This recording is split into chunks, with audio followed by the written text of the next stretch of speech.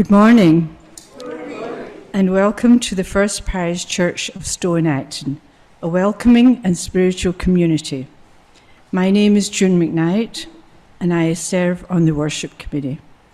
For those visiting FPC for the first time, we welcome you. Please let us know you were here by filling out one of our visitor information cards in the pew and hand it to an usher, drop it in the plate, or hand it to Meg, our welcoming staff member. Our minister, staff, and board are listed on the front of the order of service.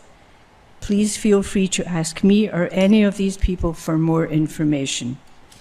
If you would like a large print order of service or hymnal or an assisted listening device, please ask our ushers. Our assisted listening devices are small radios, which anyone is welcome to use one of these to listen to the service from another space in or around our building. This morning, our children are in the community room for Children's Chapel. After the service, please join us for coffee and conversation in our fellowship hall, which is one level down at the other end of our building, or in a breakout room if you're joining us online. I'd like to draw your attention to the announcements in our order of service and also invite you to check out our webpage for more information. And you can also sign up there for our newsletter and alerts. And now let us come together for a time of community, singing, and worship.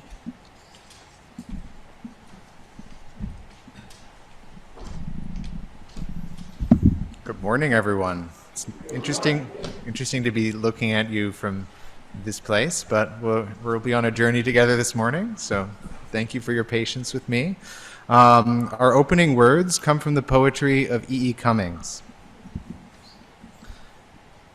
Somewhere I have never traveled, gladly beyond any experience, your eyes have their silence. In your most frail gesture are things which enclose me or which I cannot touch because they are too near. Your slightest look easily will unclose me, though I have closed myself as fingers. You open always, petal by petal, myself as spring opens, touching skillfully, mysteriously, her first rose.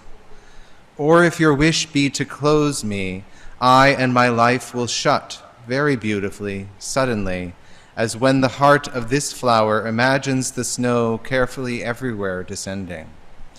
Nothing which we are to perceive in this world equals the power of your intense fragility, whose texture compels me with the color of its countries, rendering death and forever with each breathing.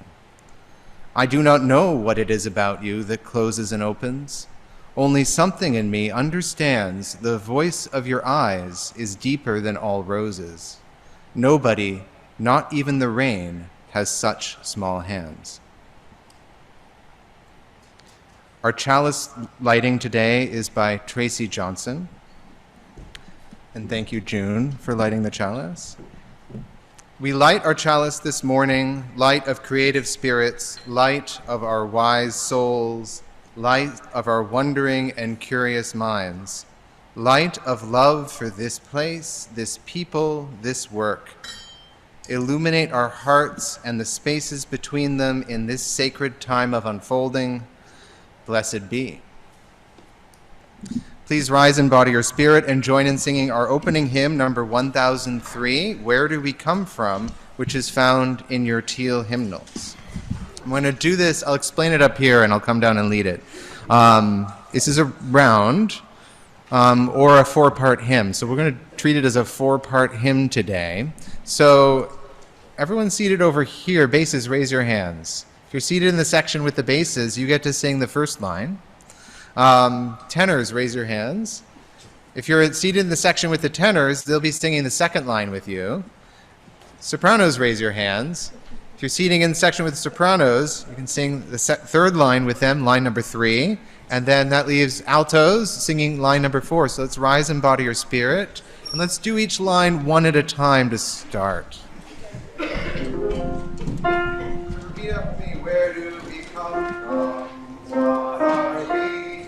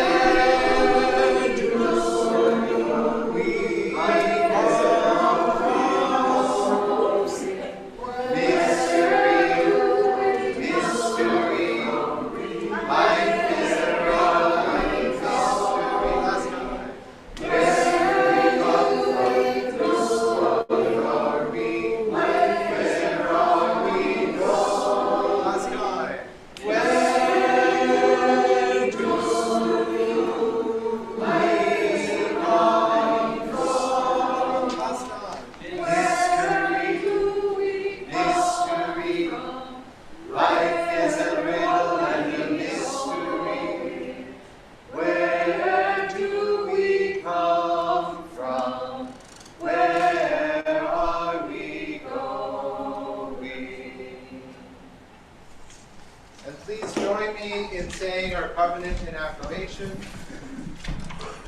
Love is the spirit of this church, and service its law. This is our great covenant, to dwell together in peace, to seek the truth in love, and to help one another.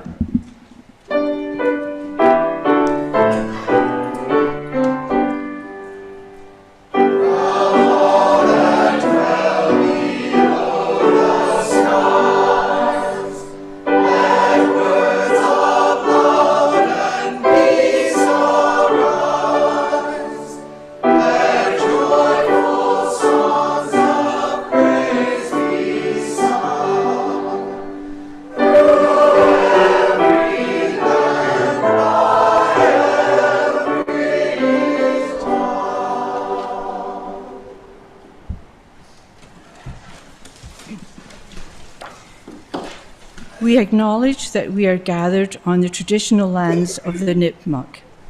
They were not the only inhabitants of this land, but were the ones we acknowledged as having been wrongfully removed from it. As Unitarian Universalists, our faith calls us to work towards right relations and reduction of harm. We acknowledge the unfair removal of these first inhabitants, recognizing there is no clear plan for what right relations means and what steps should be taken next.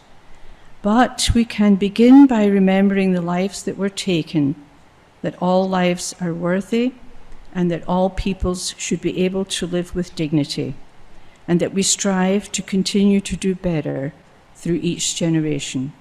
May it be so.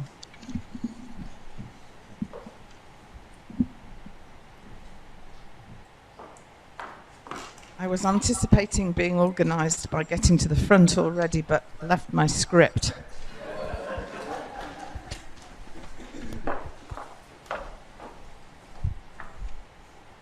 At this point in the service, I want to share a message from Reverend Cindy.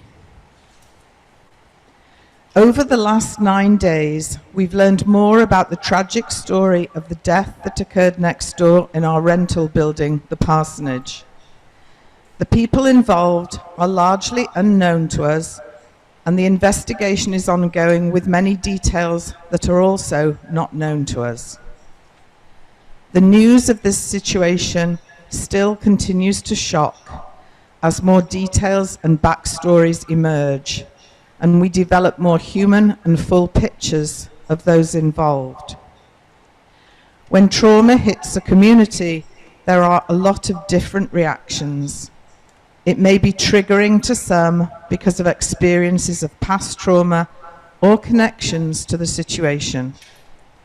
So we are asking that people avoid speculation and conjecture and refrain from talking through the details in this, our larger community, to prevent further triggering people.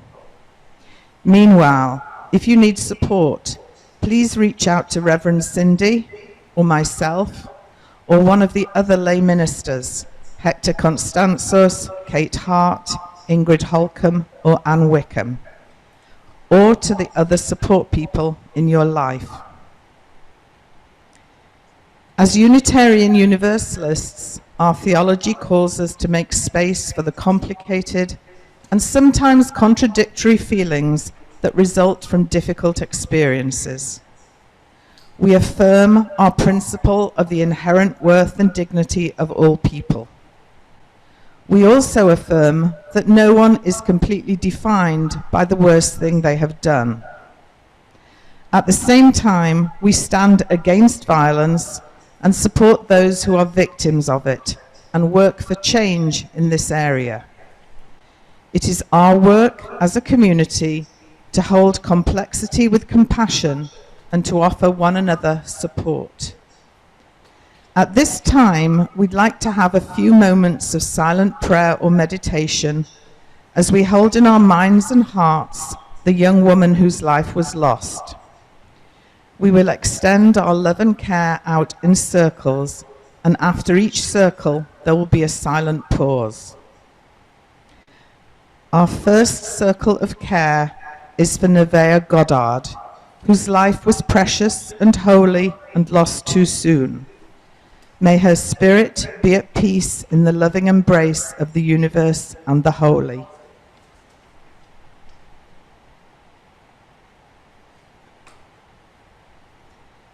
Our next circle of care is for all those who love Nevaeh and are feeling the deep pain and sorrow, the anger and confusion, even feelings of guilt or second-guessing all the moments of the past or reliving them.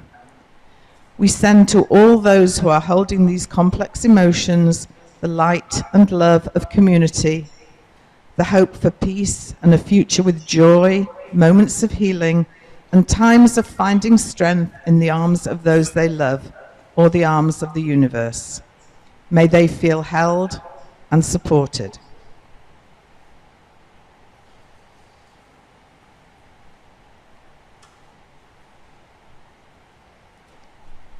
The next circle of care is for the wider community.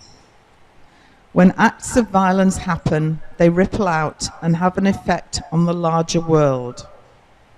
We send our thoughts of care, of love, of peace out into the wider community, including the first responders who carry the impact, the medical and legal professionals who are still working on this case, and the communities that surround those involved in this situation who will wrestle with the impact. May they and we feel love and support and care in the loving arms of the universe.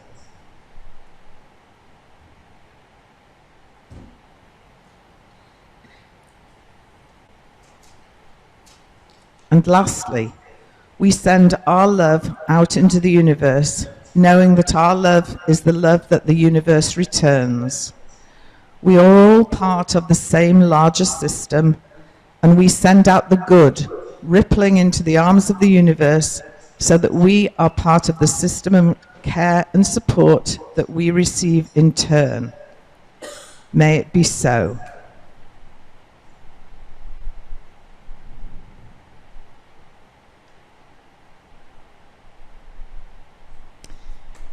And now this is the point in the service where we share our joys and sorrows.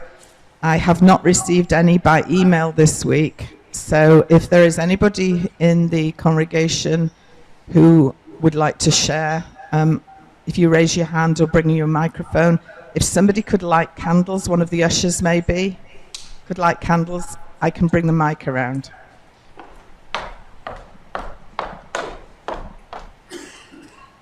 Not hearing any further from online, would like to light 2 final candles. One candle is for the cost of war, which is a tradition we've taken up along with the Hudson Marlborough congregation. And the final candle is for all those joys and sorrows that remain unspoken, but we hold in our hearts.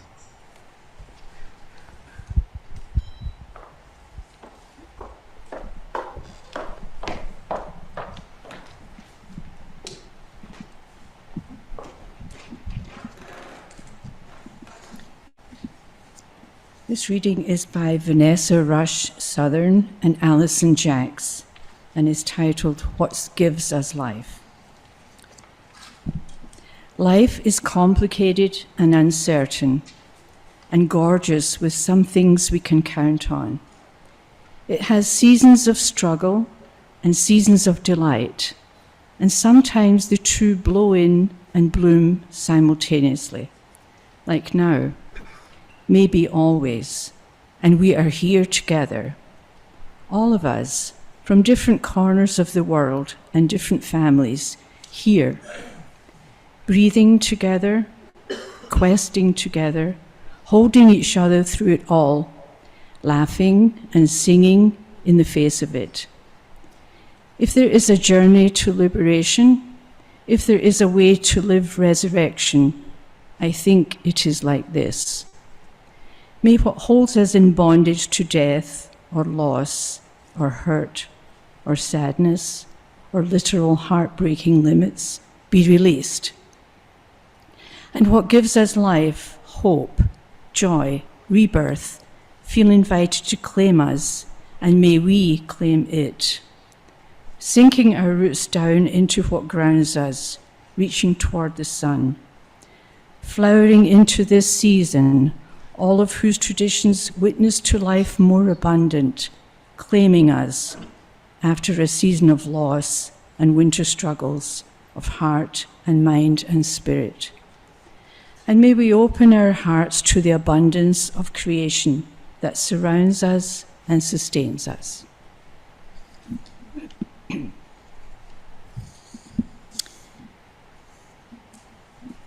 This month we share our weekly offering with the Southeast India Project. You can read more about this organisation in your order of service. The morning offering will now be gratefully accepted.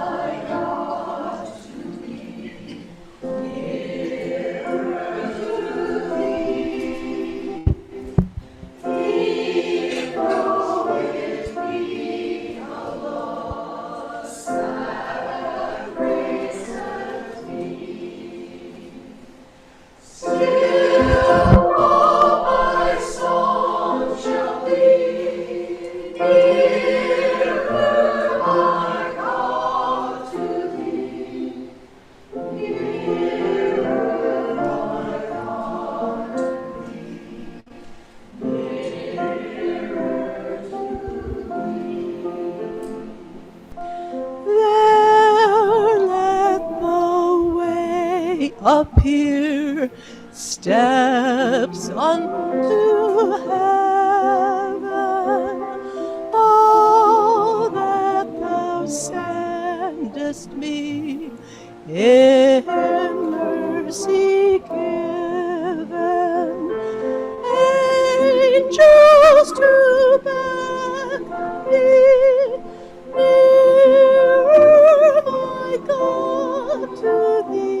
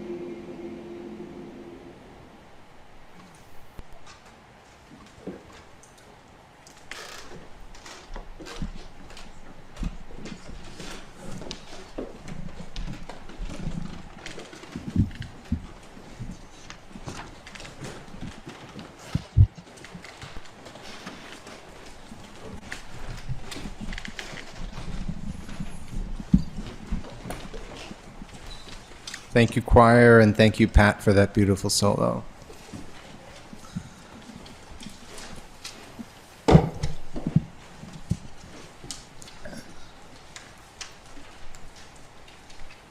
This reading comes from the poet Ocean Vuong, and it begins with a quote from Genesis 1:4, "And God saw the light, and it was good." Because the butterfly's yellow wing, flickering in black mud, was a word stranded by its language. Because no one else was coming, and I ran out of reasons, So I gathered fistfuls of ash, dark as ink, hammered them into marrow, into a skull, thick enough to keep the gentle curse of dreams. Yes, I aimed for mercy, but came only close as building a cage around the heart, shutters over the eyes. Yes, I gave it hands, despite knowing that to stretch that clay slab into 5 blades of light, I would go too far. Because I too needed a place to hold me. So I dipped my fingers back into the fire, pried open the lower face until the wound widened into a throat, until every leaf shook silver with that god-awful scream, and I was done, and it was human. Please rise in body or spirit and join in singing hymn number 297, The Star of Truth, found in your gray hymnals.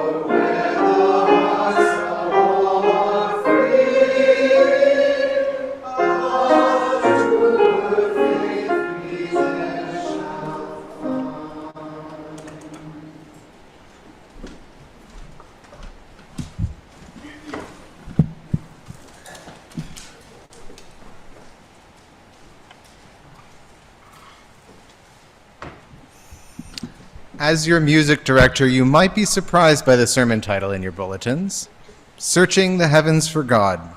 I didn't really set it up that easily for myself this morning, did I? I could have written a sermon about the meaning of music in a worship service, building community through music, even the history of white supremacy and cultural appropriation in classical music. Those are topics I probably could have just expounded on extemporaneously. But I'm also a bit of a science nerd too. And I think in an alternate universe, we'll get to those in a second, where I didn't go into music, I might have become a scientist or a mathematician. So that's another side of me I thought I would share with you this morning. And with the solar eclipse last Monday, with everyone looking up at the sky and fixated on the sun and the moon, a scientific topic wouldn't be too far off base this morning. Humans have long looked into the heavens when contemplating our existence. We have a fascination with the heavenly bodies. From our perspective on Earth, which seems like it's not going anywhere, or at least that's what we tell ourselves so we can get through the day. There are the moving objects. There's the sun, the moon, and the planets that sort of do this dance across the sky in their own way. There are the fixed things in the sky, the stars, which while they move, they all move together in a sort of reassuring way that keeps coming back day after day, night after night. And then there are the surprises, the supernovas and the comets and other things like that, meteors. And eclipses are one of the times when these things come together in an unexpected way. And observations of them have been very useful for unlocking the secrets of how these bodies interact, and it sort of like opened a door for us as a species to discover other things about the universe. China has the longest astrological records. They go back about 3,000 years. And in them we see records of different eclipses of various sorts, and also instructions for how to predict them. So you can tell that they were studying them and looking for patterns up in the heavens.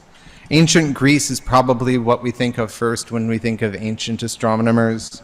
When I was researching this sermon, one of them jumped out at me, Aglonice, if I'm saying that correctly.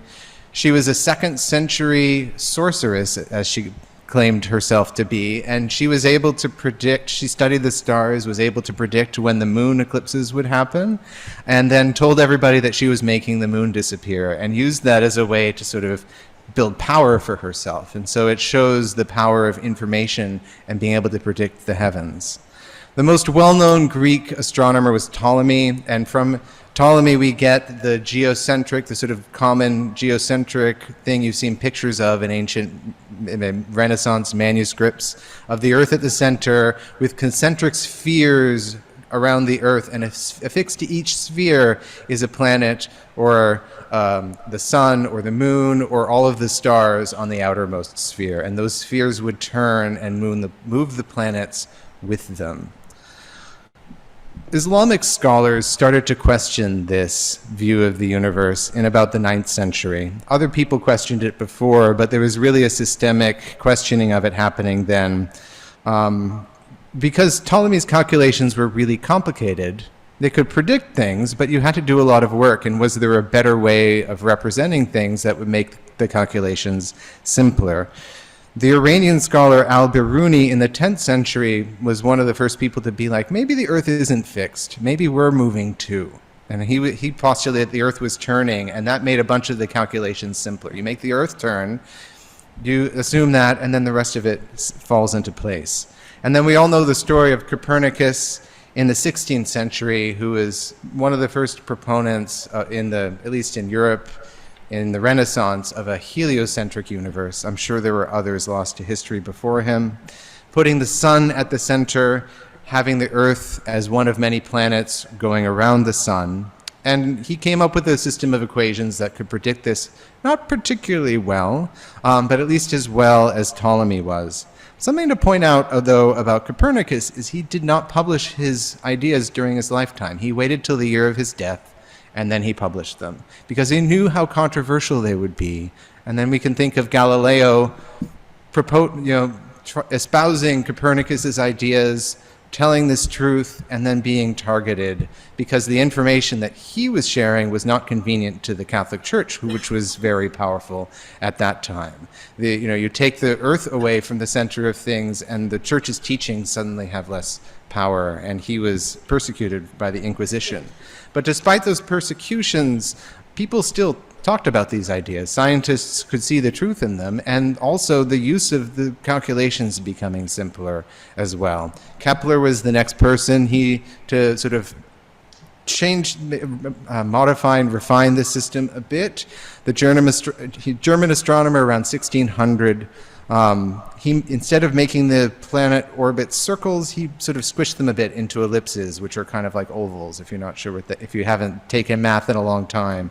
And making the ellipses much closer to what the actual orbits are, and those made the calculations more accurate and the predictions more accurate as well.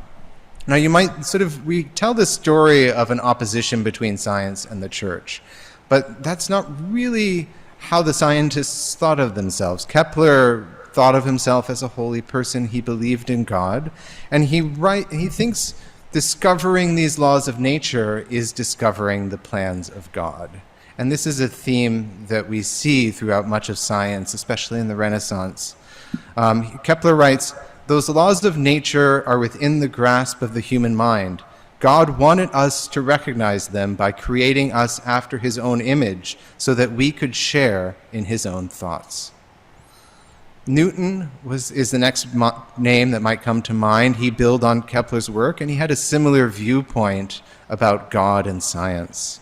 Newton came up with this sort of universal force called gravity, published in 1687. His introduction was that the size of the object, the bigger it gets, the more gravity it has, and the objects themselves are attracting each other and dancing around each other.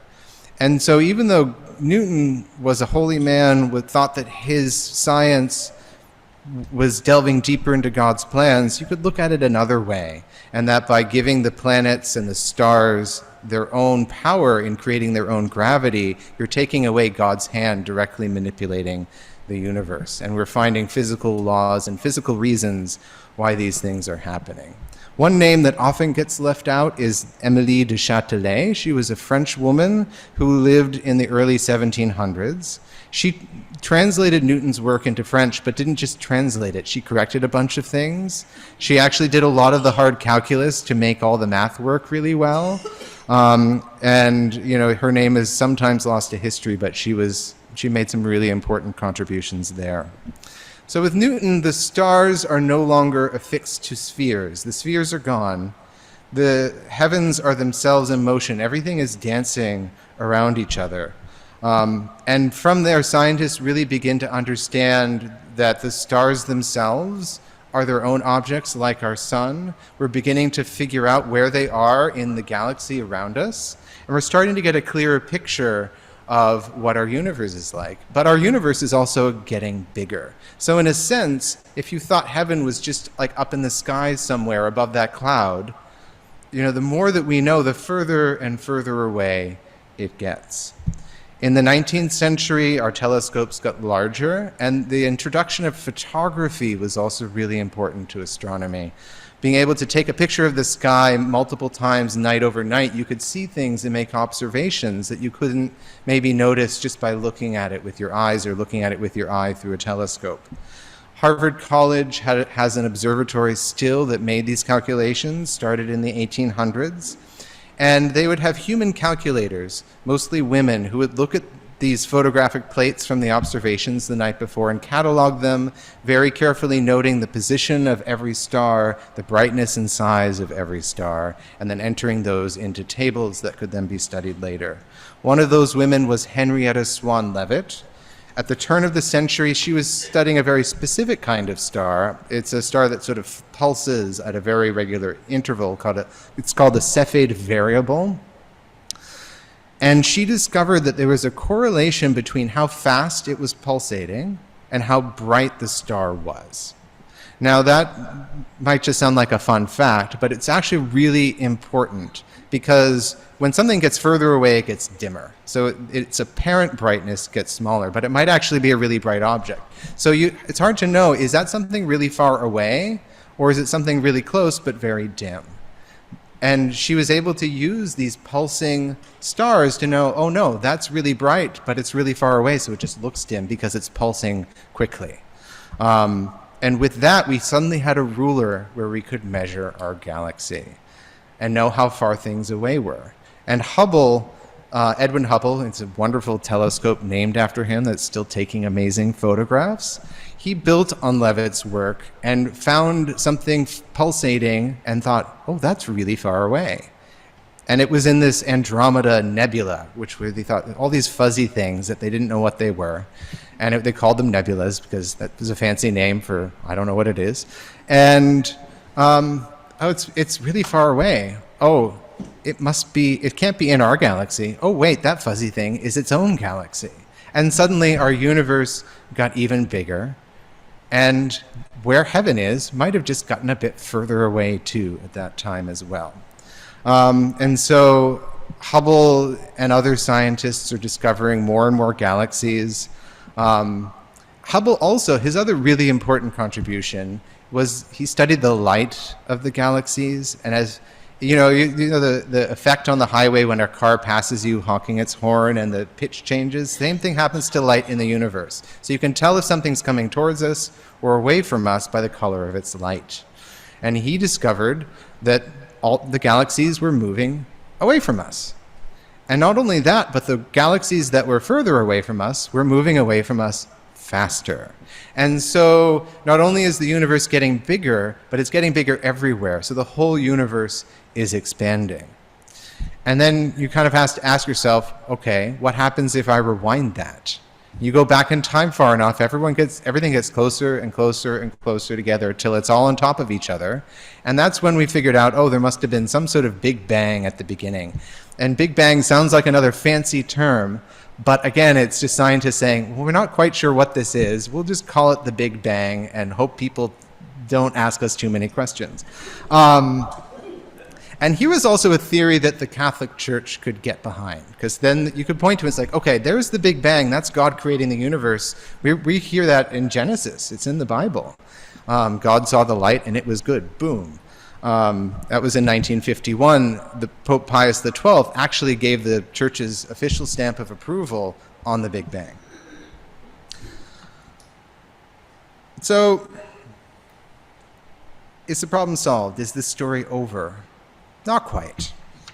So radio telescopes started to be introduced in the 1930s. And radio telescopes are like optical telescopes. Instead of visible light, they look at radio waves. There are those big dishes that you see everywhere. And they can study aspects of stars and galaxies in the universe that we can't see with our eyes. And so we can learn even more about them. And there were two scientists in 1964, 1965 who were testing a new telescope at Bell Labs in New Jersey, and they kind of thought it was broken because no matter where they pointed it, it had this faint buzzy thing happening. And they ruled out everything they could, and they realized that it wasn't something wrong with the telescope. There was just this very uniform buzz coming from everywhere in the sky. And it contributes, if you turned on an old TV with an antenna and you saw that fuzziness on it, about 1% is actually, 1% of that fuzziness is this sort of background hum coming from everywhere. And so after this was discovered, people were really like intent, what is this? It's coming from here, it's coming from there. No matter where we point our telescopes, either in Australia or New Zealand or Europe, we're seeing this buzz. And one of the theories, it's the remnant of the Big Bang. Because, remember how I said that, if light is shifted, you can sort of see how fast away it's moving from us? Well, this is shifted so much, moving away from us so quickly, faster than anything else. So it's basically at the back of the sky. And the further away you go, the closer to the beginning of time you get. So this is about 14 billion years away from us. And the other thing that's strange about this is that you can measure the temperature of something, again with these telescopes. I'm not going to go into the details. And the temperature is practically the same, no matter where you point your telescope. And it's about a few degrees above absolute zero, which is as cold as anything can be. And it varies a little bit, but by only about 1,000th of a degree. Now think about that. If from where I'm standing to the back of the room, it might be 2 or 3 degrees different. If I went outside, it would be maybe 15 degrees colder. I could open the back doors of the church and it would start to cool down in here, but it might take a couple of hours. So we're now talking about something that's 14 billion years in that direction and 14 billion years in that direction. It's the same temperature. There's something wrong there because they're way too far apart from each other in the age of the universe to have reached equilibrium, to have reached the same temperature. And so scientists are thinking about this and we're thinking, okay, how could this be? How can we explain it? And the only explanation is that all of these things must have been really close to each other. But for them to be really close to each other at any point in the universe, the Big Bang had to happen much faster than anybody thought. And so they figured out, they did the calculations, and the numbers are really stupid. That's my nephew back there. Hi, Benjamin. And I'll try and tell you what them, but if they make no sense to you, that's fine. My brain can't hold on to them either. So in order for this to work, in order for the temperature to be equal everywhere in the sky, the universe had to get 100 trillion times bigger in about a trillionth of a second. I'm going to say it one more time. It had to get 100 trillion times bigger in about a trillionth of a second. These are ridiculous numbers. I would give you a physical example. Like I thought, okay, well, if the universe was a tennis ball size, how big would it be after this happened? And I did a few back of the hand calculations. It would be the size of the observable universe. So a lot bigger. Let's just leave it at that. What could possibly start something like this? You know, it's sort of, scientists have theories for that, but to be honest, none of them make any sense, and none of them are really testable with any technology that we have right now. The theory that makes the most sense to me is that it never started. It was always happening that way. Because you can think of a way that that might have stopped, but how the heck could you, where would you get the energy to start something like that, let alone create a whole universe at the same time? And so this is called eternal inflation. The idea that everywhere outside of our universe, space is expanding at this ridiculous rate forever and always. That also, if this is true, it's like, well, we're probably not the only universe. And like in the time of this sermon, trillions and trillions and trillions of universes have been created outside of ours. Where is God now? How far away did God suddenly become? Not only is God pushed outside of our universe, but pushed outside all of the other ones that are so unbelievably far away. It's like the first time I realized this, like I was reading one of the science books. I couldn't figure out which one it was. I have too many. I remember the moment, though. I felt like I was staring into the abyss. It's the feeling you get when you look over a cliff, or you're on one of those balconies in New York that's up on the 50th floor, and it's just this slab of concrete that you don't want to go out on because it's too terrifying. Or you're in a small boat on the ocean, and suddenly the ocean turns black and you can't see the bottom of the ocean anymore, the sea floor anymore, and you realize you're in really deep water. And up until then, I realized I believed what Newton did, that my faith and science were somehow linked, that further scientific understanding would deepen my faith, would deepen my spiritual understanding of the universe. Here I wrote, further scientific discoveries would provide new insights into the meaning of life, the universe, and everything. I wanted to get that quote in here somewhere. So in a sense, I could feel my whole belief system turning upside down. And maybe I thought, I'm looking for answers that science can't provide. So I'm sure we have all of our own eclipse stories from this past Monday. I thought I'd share mine. After the service, if you want to share me yours, I want to hear them. So I work at Harvard Divinity School. I'm here half-time. I teach at Harvard Divinity School half-time. And I had a class on Monday from 9 to 11. I really wanted to see the eclipse, but there's no way I was going to cancel class for it because it's just such a precious time with my students. So my husband, James, and my mother, Linda, picked me up right after class, like right on the dot at 11 o'clock, and we headed north as fast as we could. And I think 4.5 hours should be enough time to get up to totality. So we might have underestimated the whole traffic situation that, I don't know if some of you were in there, I'm sorry about that. So we made, with about an hour to go, we hit like a line of traffic that just wasn't moving up, sort of getting to Franconia Notch. And so we spent the hour before totality crawling through Franconia Notch. And I say crawling, if I'd gotten out of the car and crawled, I would have gotten faster than the cars were going.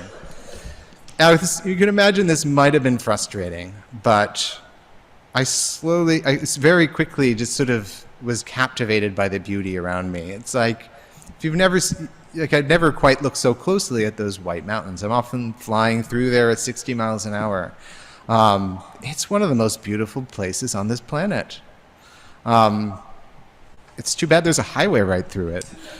The snow-capped white mountains, the grass from freshly melted snow, streams and waterfalls overflowing with spring runoff, and all of it slowly is fading away as the sky gets darker and darker. And it got pretty dark there because the sun was like 99-point-something% covered. And I was in tears. It was just that beautiful. Didn't have words to describe what I was seeing around me. And in the minutes before totality, at 3:26, Suddenly, the traffic started moving, and we made it through the notch. And if you've driven through Franconia Notch before, you get through the notch, and then you look out in front of you, and there's that view of the valley before you. And in the middle of that valley was this big darkness. It looked like a storm cloud, but I knew there wasn't a storm there. And it was the shadow of the moon. It was night in front of me. I could still see the mountains very faintly around me, but there was night in front of me, and far off in the distance was a red sunset, which makes no sense at 3:30 in the afternoon in April. So we've been chasing the moon's shadow all day, and there it was. It was both wonderful and terrifying, the light and the dark. And as I witnessed this cosmic dance, I both understood the desire of our ancestors to find explanations for these events, and I also felt a profound connection to our planet. It brought me back from the edge of the universe, from the edge of existence, to this planet, this soil, and these people. While cosmic events still have many mysteries to reveal and much to teach us, they will never answer every question. Some questions are best left for a conversation with a friend, contemplation when listening to music, or perhaps on a walk in the forest. And some questions will always remain unanswered. May it be so. Blessed be. Please rise and embody your spirit and join in singing our closing hymn, number 1064, Blue Boat Home, found in your teal hymnals.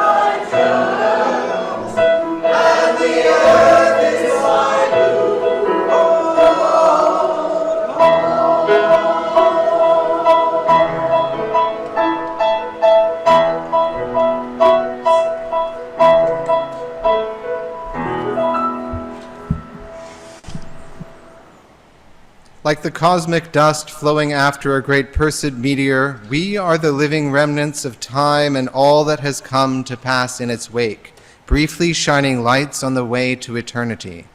We are only visible to the naked eye for an instant. Take this moment to shine like the stardust you are. May the light of our time on earth shine to bless the world and each other. Shine, shine, shine.